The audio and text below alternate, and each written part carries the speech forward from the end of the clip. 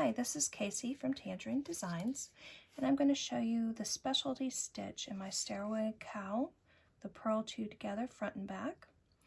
The reason I do this is because on this row with my bobbles, I did not do that. And see this big hole? My bobbles sometimes want to go to the back, become an innie instead of an outie. Whereas when I do this purl two together technique, it closes it up a little bit and it's a lot harder for it to go to the back.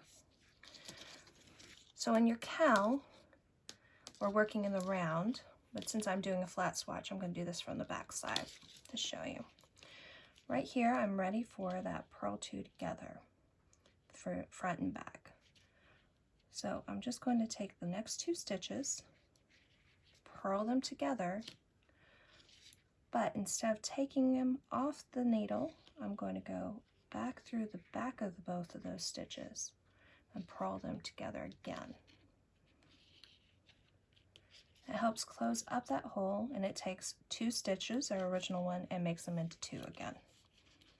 Let me go to the next spot where we need to do this, just to show you that one more time.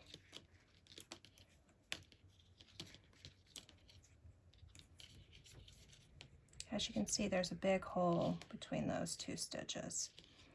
So we're going to take the next two, and do make sure that your bobble is on the correct side of the work before you do this. You don't want to trap your bobble on the wrong side. Take the two stitches, purl them together, flip around, go through the back of both of those purl stitches, purl them together yet again. And there you have it, the purl two together front and back.